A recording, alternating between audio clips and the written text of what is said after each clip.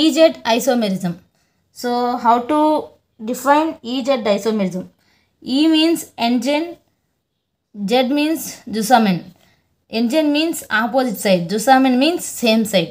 So first one, E isomerism.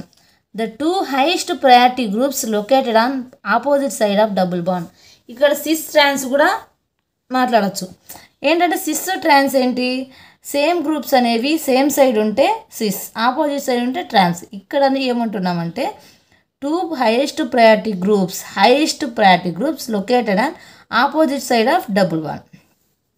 So ఇక్కడ highest priority ఏంటి, ఈ రెండిట్లలో ఇది, ఈ రెండిట్లలో ఇది, కాబట్టి హైయెస్ట్ ప్రయారిటీ ఆపోజిట్ ఉండాలి. That is E isomerism. ఇక్కడ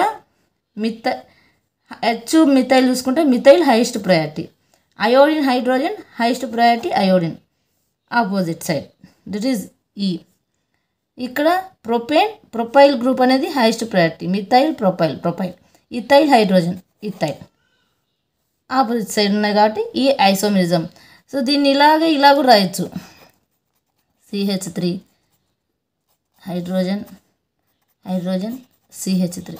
దీన్ని ట్రాన్స్ అనొచ్చా, కానీ ఈ కూడా చూడండి, ఇక్కడ హైయెస్ట్ ప్రయారిటీ మిథైల్, ఇది సెకండ్, ఇది ఈ రెండిట్లలో హైయెస్ట్ ప్రయారిటీ మిథైల్, ఈ రెండు ఆపోజిట్ ఉన్నాయి కదా, దీన్ని ఈ అని కూడా రాయొచ్చు కదా, E isomerism and trans isomerism. All trans isomerisms are E isomerism, but all E isomerism are not trans isomerism.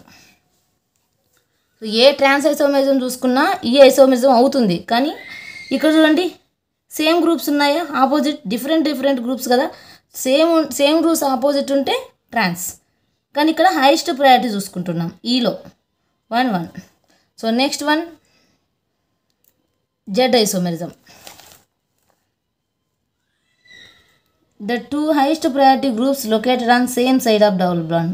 E isomerism అంటే opposite side of double bond.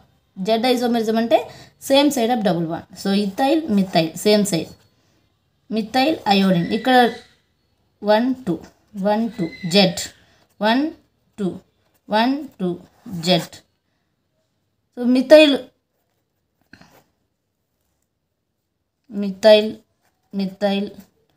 Hydrogen చూసుకుంటే ఈ సిస్ అనొచ్చా. So all cis isomerisms are Z isomerism, but all Z isomerism are not cis isomerism. So this is E isomerism, Z isomerism. So అర్థమైంది అనుకుంటున్నా.